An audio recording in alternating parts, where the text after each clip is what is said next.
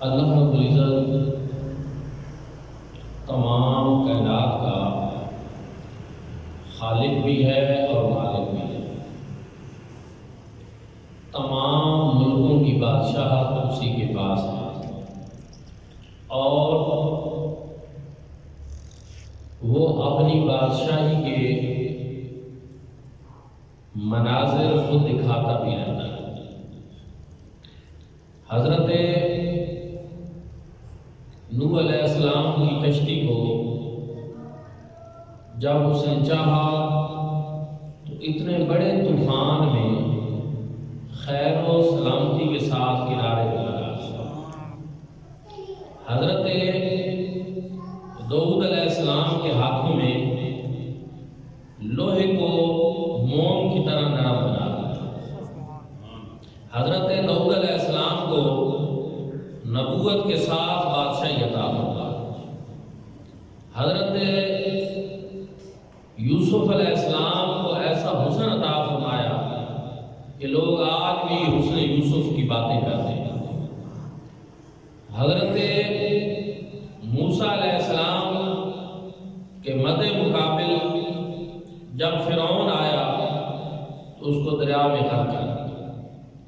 حضرت ابراہیم علیہ السلام کے سامنے نمرود آیا تو ایک مچھر سے اس کو ایسی سزا دی کہ جو حیران کن ہے کہ وہ مچھر اس کے دماغ میں چلا گیا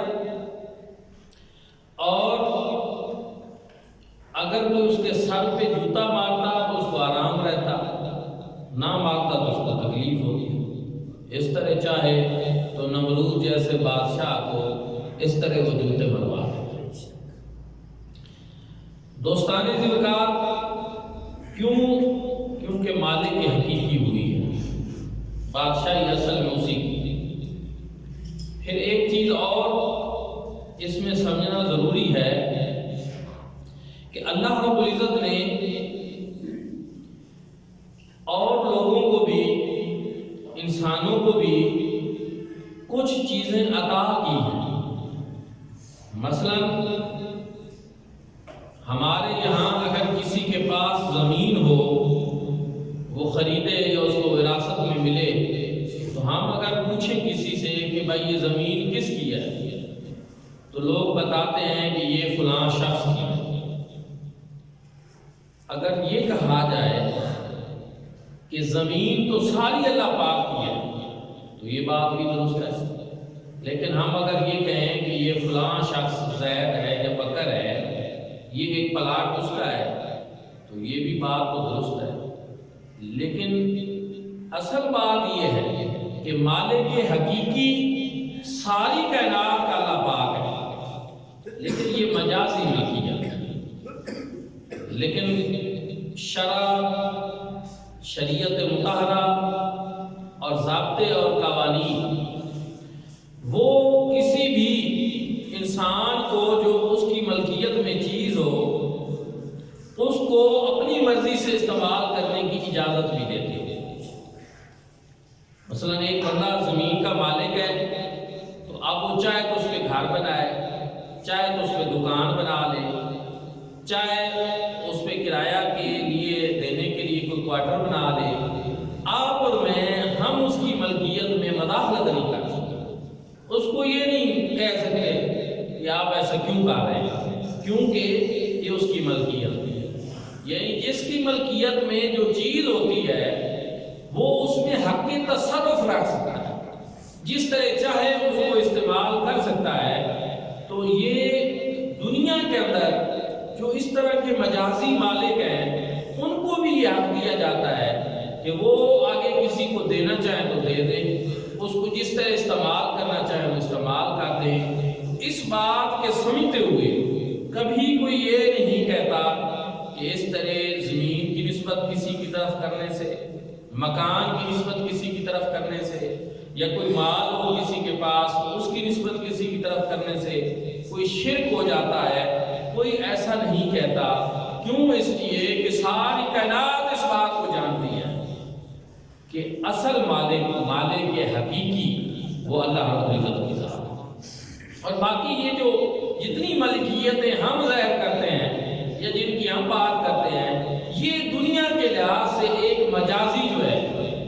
چیز ہے، کوئی ایسا عقیدہ نہیں رکھتا اور کوئی کبھی اس پہ بات بھی کسی نے نہیں کی۔ اب میرے بھائیوں اور دوستوں، اسی بات کو ذہن میں رکھتے ہوئے اب تھوڑا سا یہ بھی سمجھنے کی ضرورت ہے کہ اللہ رب العزت فرماتے ہیں کہ میرے پاس ہی ملکوں کی بادشاہی ہے، سب کچھ کا مالک میں ہوں، تو کیا اللہ رب العزت سب کچھ اپنے پاس ہی رکھتے ہیں یا کسی کو دے بھی سکتے ہیں کہ نہیں؟ ایک عام بندہ اس کی ملکیت میں جو چیز ہو وہ چاہے تو کسی کو دے دے، اور لوگ دیتے بھی رہتے ہیں۔ ہم دیکھتے ہیں لوگ پلاٹ گفٹ کرتے ہیں، مکان گفٹ کرتے ہیں، گاڑیاں گفٹ کرتے ہیں، بہت ساری چیزیں اس دنیا میں دیتے رہتے ہیں ایک دوسرے کو، قیمتاً بھی، ہدیتاً بھی، تحفتاً بھی، تو یہ کرتے رہتے ہیں۔ تو اگر دنیا کے ایک انسان کسی کو دے سکتا ہے تو جو مالک حقیقی ہے وہ کسی کو کچھ نہیں دے سکتا۔ وہ کسی کو دینے پہ آئے تو کچھ نہیں دے سکتا۔ میرے بھائیوں اور دوستو، جب اللہ رب العزت عطا کرنے پہ آئے نا تو وہ بہت کچھ عطا ہوتا ہے۔ اور قرآن و سنت کی روشنی میں اگر ہم یہ دیکھنا چاہیں کہ میرے خالق اور مالک تو بتا کہ تو مالک حقیقی ہے اور تیرے اتنے وسیع خزانے ہیں، کیا تو نے بھی کسی کو کچھ دیا ہے یا نہیں؟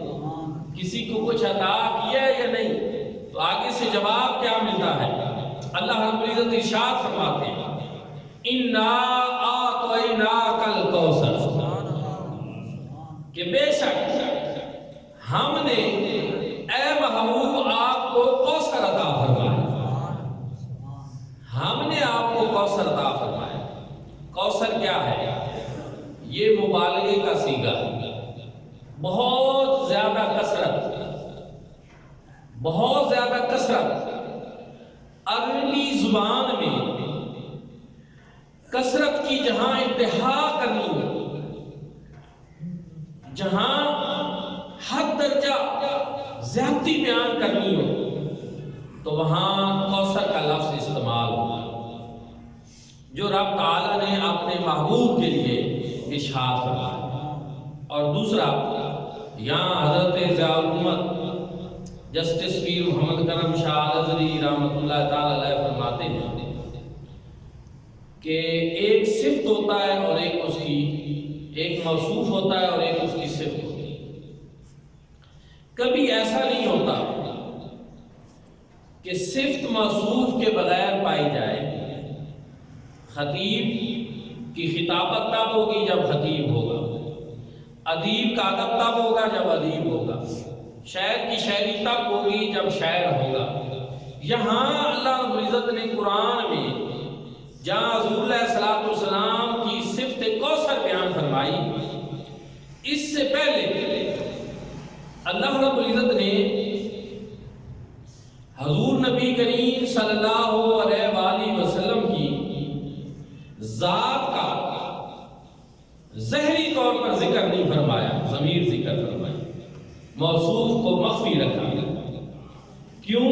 اس لیے کہ اس سے پتہ یہ چلتا ہے اس انداز سے کہ کوئی ایک آدھ صفت کی بات ہو تو موصوف کا ذکر ہو کہ موصوف سخی ہے یا موصوف عادل ہے یا موصوف جو ہے وہ بڑا علم والا ہے۔ جب اللہ رب العزت کی حضور علیہ السلام کو عطائیں جو ہیں وہ بے انتہا ہیں، تو جب وہ بے انتہا ہیں اور ان کا کوئی حد اور ان کی کوئی حساب نہیں، تو میرے بھائیوں اور دوستوں، اس طرح اللہ رب العزت نے مخفی کر کے یہ بتا دیا کہ جو کچھ ہم نے اپنے محبوب کو عطا فرمایا ہے وہ بے حد و بے حساب عطا فرمایا، اس کی کوئی گنتی نہیں کر سکتا، اور کوئی ماپنا چاہے تو اس کو ماپ نہیں سکتا، پیمانہ لے کر بیٹھ جائے کہ اتنا دیا اتنا نہیں دیا، یہ حساب دنیا کا کوئی انسان نہیں لگا سکتا۔ فرمایا اِنَّا أَعْطَيْنَاكَ الْكَوْثَرَ، اے محبوب ہم نے آپ کو خیر کثیر عطا فرمایا، ہر طرح کی بھلائی، ہر طرح کی کثرت عطا فرمائی۔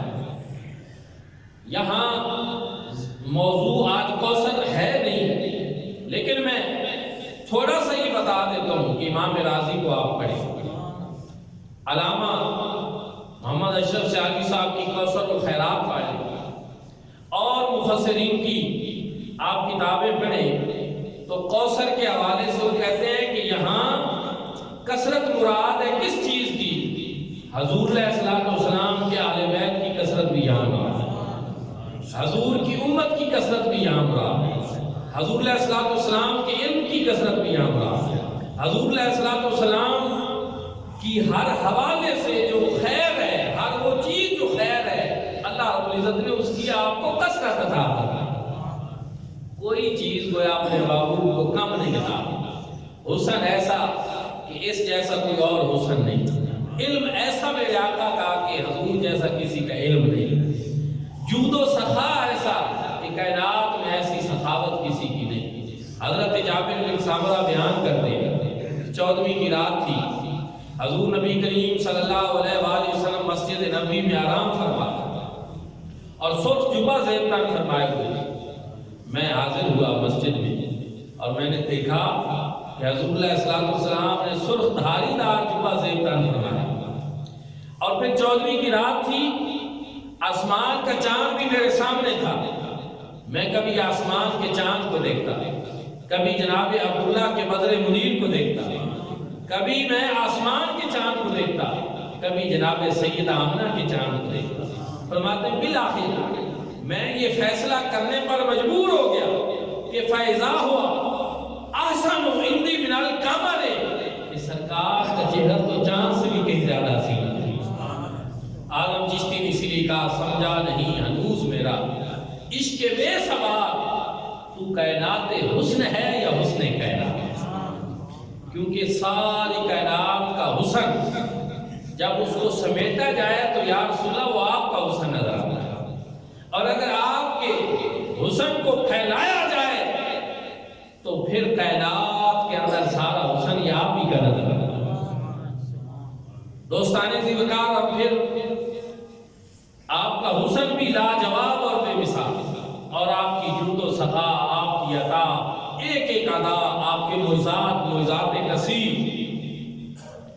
ایک شخص حاضر ہوا اور اس نے عرض کی یا رسول اللہ میری بیٹی کی شادی ہے اور آپ میری مدد فرمائیں، مجھے کچھ عطا فرمائیں۔ حضور نبی کریم صلی اللہ علیہ وآلہ وسلم نے ارشاد فرمایا کل آنا اور اپنے ساتھ ایک شیشی بھی لے آنا۔ وہ شخص چلا گیا، دوسرے دن آیا اور رسول اللہ صلی اللہ علیہ وسلم نے اس کو یہ بھی ارشاد فرمایا کہ جب تم نے آنا ہے نا تو دروازے پہ دستک دینی ہے، اس سے مجھے تیری پہچان ہو جائے گی کہ تو ہی آیا۔ وہ آیا، اس نے دستک دی، حضور علیہ السلام نے اس سے شیشی لی، کریم آقا علیہ السلام کے جسم اقدس پہ پسینہ آیا ہوا تھا، ایک لکڑی کی چھڑی چھوٹی سی تھی، وہ حضور علیہ السلام نے لی، اس طرح پسینے کو اکٹھا کیا، بوتل کے اندر ڈالا اور فرمایا یہ لے جاؤ، ساتھ یہ لکڑی بھی لے جاؤ، اور میری اس غلام کو، کنیز کو یہ کہنا کہ جب وہ چاہے نا کہ میں اپنا بدن خوشبودار کروں تو یہاں اس بوتل میں جو میرا پسینہ ہے اس سے یہ لکڑی لگا کر اپنے جسم کے اوپر لگا۔ حضور علیہ السلام نے اس کو دیا، وہ گھر لے گیا، اپنی بیٹی کو جہیز میں وہ تحفہ دیا جو حضور علیہ السلام نے اس کا کہا۔ جب اس کی رخصتی ہوئی وہ اسی پسینے سے اس لکڑی کو معطر کرتی، پھر اپنے جسم پہ لگاتی، اور وہ بیان کرتے ہیں کہ اس دنیا میں جو خوشبو کریم آقا کے پسینے سے آتی تھی اس دنیا میں ہم نے ایسی کوئی خوشبو کبھی نہیں سنی۔ عطر و کستوری سے بھی زیادہ مشکبار میرے آقا کا پسینہ تھا، اور پھر اس سے زیادہ محبت والی آپ بات سنیں کہ وہ جب خوشبو لگاتی تو پورے شہر مدینہ میں اس کی خوشبو چلی جاتی، اور اس گھر کو بیت المطیبی کہا جانے لگا کہ یہ گھر تو خوشبوؤں والا تھا۔ وہ گھر بھی خوشبو نگر بن گیا جہاں میرے آقا کا پسینہ تھا۔ آپ دیکھیں اللہ پاک نے کس طرح حضور علیہ السلام کو کثرت جو ہے وہ عطا فرمائی، کس طرح فرمائی نا آتیناک الکوثر، پسینہ بھی ایسا خوشبودار کہ وہ گھر بھی بیت المطیبین بن گیا۔ یہ خوشبوؤں والا گھر ہے، یہاں سے دوبارہ کر خوشبو آتی ہے۔ اسی طرح حضور نبی کریم صلی اللہ علیہ وآلہ وسلم کہ ایک صحابی حضرت ربیہ وہ حاضر بارگاہ رہتے، اور جب حضور علیہ السلام بیدار ہوتے تو وہ نماز تہجد کے لیے آپ کو وضو کراتے، لوٹا بھر کر دیتے، یہ خدمت گزاری کرتے۔ تو اس سے یہ پتہ چلا کہ بزرگ ہوں، والدین ہوں، استاد ہوں، پیر و مرشد ہوں، ان کی خدمت کرنا، ان کو وضو کرانا، یہ صحابہ کرام رضوان اللہ تعالی علیہ مجمعین کا طریقہ اور سنت۔ ایسے ہی کرتے، ایک دن وضو کرایا، دریائے رحمت جوش پہ آئے، حضور علیہ السلام نے ارشاد فرمایا سالنی یا ربیہ، اے ربیہ مجھ سے مانگ۔ مجھے واقعی حیرت ہوتی ہے کہ جب حضور علیہ السلام سے ہم مانگتے ہیں تو بعض لوگ تنقید کرتے ہیں کہ اس طرح مانگنے سے تو شرک ہوتا ہے، اللہ کے سوا کسی سے کچھ نہیں مانگنا چاہیے، لیکن وہ یہ نہیں دیکھتے کہ وہ مصطفیٰ کریم صلی اللہ علیہ وآلہ وسلم کی ہستی پاک جو آئی شرک کے خاتمے کے لیے تھے، وہ اپنے صحابی کو فرما رہے ہیں سالنی یا ربیہ، اے ربیہ مجھ سے مانگ، مجھ سے مانگ۔ ایک بات ہے کہ دعا کریں کہ اللہ رب العزت انسان کو مانگنے کا سلیقہ بھی عطا کرے، اور انسان کو یہ بھی پتا ہو کہ مانگنا کیا ہے، لینا کیا ہے۔ کئی مرتبہ ایسے ہوتا ہے کہ انسان کو ایسے لمحات میسر آتے ہیں کہ اس میں جو مانگتا ہے وہ اس کو مل جاتا ہے، لیکن پتہ نہیں ہوتا انسان ہے، ہم بڑی تھوڑی تھوڑی چیزیں مانگ رہے ہوتے ہیں، لیکن وہ حضور علیہ السلام کا فیض یافتہ تھا، بارگاہ رسالت امام صلی اللہ علیہ وآلہ وسلم میں حاضر رہتا تھا، اور اس کو بھی پتا تھا کہ آج درائے جود و کرم اب پوری طرح موزن ہے، تو آج کیا مانگنا ہے۔ اس نے کمال کیا، عرض کی یا رسول اللہ اسالو کا انی مرافقت کا فی الجنہ، یا رسول اللہ میں جنت میں آپ کی رفاقت چاہتا ہوں، میں جنت میں آپ کی رفاقت چاہتا ہوں، مجھے کچھ اور نہیں چاہیے، مجھے یہ چاہیے کہ جنت میں جہاں آپ تشریف فرما ہوں یہ غلام بھی آپ کے قدم میں۔ حضور علیہ السلام سے صحابی نے جب یہ مانگا، آپ مجھے بتائیں جنت ہو اور اس میں کریم آقا علیہ السلام کی موجودگی ہو اور غلام حضور کا ساتھ مانگ لے، پھر کون سی چیز پیچھے رہ جاتی ہے، اور کیا مانگنے کو رہ جاتا ہے؟ کوئی اور ایسی چیز ہے؟ کوئی چیز نہیں ہے۔ تو کسی نے کہا تھا کہ تجھ کو تجھی سے مانگ کر مانگ لی ساری کائنات، تجھ کو تجھی سے مانگ کر مانگ لی ساری کائنات، اٹھتے نہیں ہیں ہاتھ میرے اس دعا کے بعد۔ جب حضور مل جائیں تو پھر اور کیا، حضور اور جنت میں حضور کی رفاقت، پھر کوئی کون سی چیز پیچھے باقی بچتی ہے۔ اور قربان جائیے صحابی کے بھی حسن انتخاب پہ، انہوں نے بھی مانگا تو کیا مانگا، انی مرافقتک فی الجنہ، یا رسول اللہ جنت میں آپ کی رفاقت چاہیے۔ اور حضور علیہ السلام نے ارشاد فرمایا کہ او غیر ذالک، اس کے علاوہ بھی کچھ مانگو، یہ تو مل ہی جائے گی۔ صحابی حضور کا کلمہ پڑھنے والا، حضور علیہ السلام کا فیض یافتہ، حضور کا تربیت یافتہ، حضور کی صحبت مبارکہ میں رہنے والا، وہ جنت سے کیسے محروم رہ سکتا ہے؟ حضور نے فرمایا یہ تو مل ہی جائے، کچھ اور بھی مانگ۔ اس نے کہا یا رسول اللہ اور مجھے کسی چیز کی ضرورت۔ دوستان ذوالفقار، یہ وہ چیز ہے جو ہمیں بتاتی ہے کہ سرکار کا یہاں جود و کرم، دریائے سخاوت پوری طرح موزن تھا، اور حضور نے فرمایا اور بھی کچھ مانگ۔ شاہ نصیر الدین نصیر چراغ گولڑا نے اسی کا نقشہ کھینچا کہ ہیں آج وہ مائل بہتا اور بھی کچھ مانگ، ہیں آج وہ مائل بہتا اور بھی کچھ مانگ، دیتا ہے کرم ان کا صدا اور بھی کچھ مانگ۔ کہ جب وہ دینے پہ آ گیا ہے سخی تو پھر اور بھی کچھ مانگ، لیکن صحابی کا یہ عقیدہ تھا کہ جب کریم آقا کی جنت میں سنگت اور رفاقت اور معیت مانگ لی ہے تو پھر کائنات کی کسی اور چیز کی ضرورت نہیں۔ اور اس سے یہ پتہ چلا کہ حضور علیہ الصلوۃ والسلام سے کچھ مانگنا، اس کی تعلیم خود حضور علیہ الصلوۃ والسلام نے عطا کی۔ اور یہ ایسا سوال ہے جو شرکیہ سوال نہیں ہے، جو حضور علیہ الصلوۃ والسلام کا تعلیم کردہ سوال ہے۔ اور بھی اس میں بہت ساری حدیثیں ہیں، لیکن چونکہ آج یہ موضوع نہیں، اور اس سے آپ اندازہ لگائیں کہ حضور علیہ الصلوۃ والسلام کا ذرائع سخاوت جب جو من پہ آتا ہے تو حضور علیہ الصلوۃ والسلام جنت بھی عطا فرما دیتے ہیں۔ امام بصیری، امام شرف الدین بصیری علیہ رحمہ، قصیدہ بردہ شریف والے، انہوں نے اس لیے کہا فَإِنَّ مِن جُودِكَ الدُّنْيَا وَضَرَّتَهَا وَمِنْ عُلُومِكَ عِلْمَ اللَّوْحِ وَالْقَلَمِ۔ یا رسول اللہ، یہ جو دنیا ہے اور دنیا میں جو کچھ ہے اور آخرت جو ہے اور اس میں جو کچھ ہے، یا رسول اللہ یہ سارے ہی آپ کے ذرائع جود و کرم اور آپ کی سخاوت کا فیضان نظر آتا ہے۔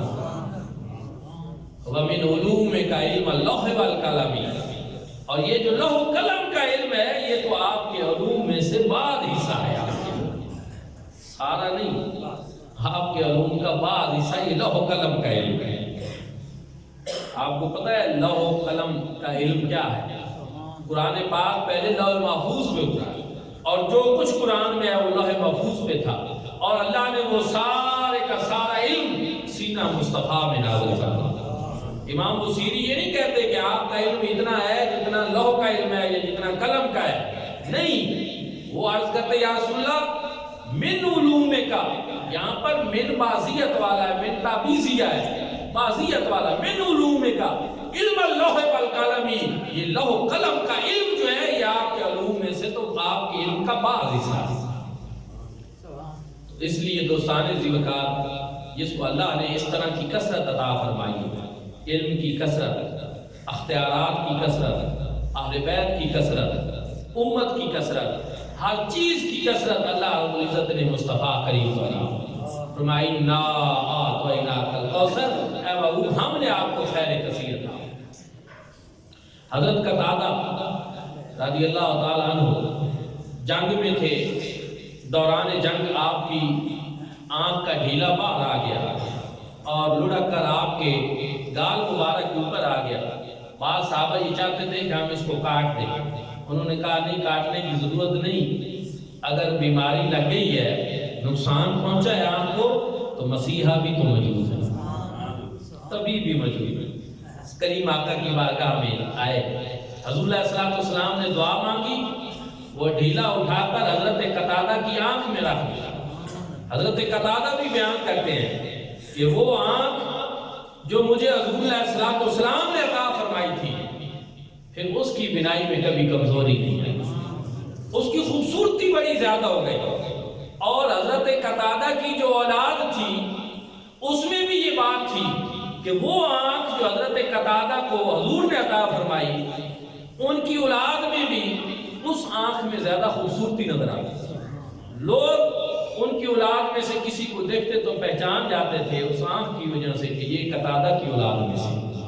اور یہ ایسی چیز ہے کہ ان کے ایک پوتے یا غالباً پڑپوتے تھے، وہ حضرت عمر بن عبدالعزیز کے ایک مرتبہ دربار میں آئے، وہاں انہوں نے اشعار کا عربی میں، جو اگرچہ مجھے یاد نہیں، مفہوم مجھے بالکل صحیح یاد ہے، انہوں نے کہا میں اس کا پوتا ہوں جس کو آنکھ مصطفیٰ کریم صلی اللہ علیہ وسلم نے عطا فرمائی۔ اور وہ کتنی خوبصورت آنکھ تھی جو حضور نے عطا فرمائی، اور کتنی خوبصورت وہ شخصیت تھی جس کو میرے آقا نے آنکھ عطا فرمائی، اور وہ آنکھ عطا فرمانے والے وہ کتنے خوبصورت تھے۔ بعد میں بھی وہ اس بات پہ فخر کیا کرتے تھے کہ ہمارے دادا کو اللہ رب العزت کے محبوب نے آنکھ عطا فرمائی۔ اس طرح حضور دینے پہ آتے تھے تو کسی کو آنکھ دے رہے۔ صحابہ کرام ایک دفعہ حاضر ہوئے، عرض کی یا رسول اللہ، مدینہ طیبہ میں ایک کنواں ہے اور کافر کی ملکیت میں ہے، یہودی اس کا مالک ہے، مسلمانوں کی عورتیں جب جاتی ہیں تو کفار وہاں جمع ہوتے ہیں، وہ مذاق اڑاتے ہیں، باتیں کرتے ہیں، تو ہمیں یہ بات گوارا نہیں ہوتی، پریشان ہے، ہم نے ایک کنواں کھودا ہے کہ شاید اس سے پانی نکلے، لیکن اتفاق یہ ہوا ہے کہ اس کا پانی جو ہے وہ کڑوا۔ حضور علیہ السلام نے فرمایا اچھا جہاں تم نے وہ کنواں کھودا ہے مجھے وہاں لے جاؤ، میں اس کے پانی کو میٹھا کر دیتا ہوں۔ حضور علیہ السلام تشریف لے گئے، اسی کھارے کنویں میں آپ نے اپنا لعاب دہن ڈالا تو اس کی برکت سے وہ پانی میٹھا ہو گیا۔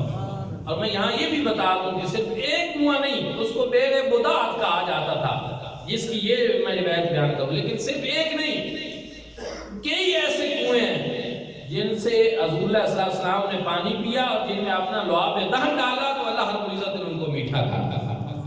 ایسی تاثیر اللہ رب العزت نے عطا فرمائی تھی۔ پسینہ ہے تو خوشبوئیں دیتا ہے، لعاب ہے تو کڑوے کنووں کو میٹھا کر دیتا ہے، دست شفا ایسا ہے کہ آنکھ پہ لگا دیں تو ایک نئی آنکھ عطا فرما دیتے ہیں۔ الغرض اللہ رب العزت نے اپنے محبوب کو ہر طرح کی خیر اور برکت کی جو ہے وہ کثرت عطا فرمائی، کثرت ہی کثرت تھی۔ اسی لیے ہم یہ کہتے ہیں کہ ہم نے کسی ایسی ہستی کا دامن نہیں پکڑا ہوا جو کچھ کر نہیں سکتے، جو کچھ دے نہیں سکتے، جن کو اللہ نے بے اختیار بھیجا ہے۔ نہیں، اللہ رب العزت نے جو مالک ہے ملکوں کا اور چاہے تو بادشاہیاں عطا فرماتا ہے، اس نے یہ ساری بادشاہیاں پہلے تو اپنے محبوب کو عطا فرمایا، سب کچھ اپنے محبوب کو دیا۔ رب فرماتا ہے میں جس کو چاہوں میں عطا کرتا ہوں، مالک الملک تؤتی الملک من تشاء، میں جس کو چاہوں تو ملکوں کی بادشاہتیں عطا کرتا ہوں۔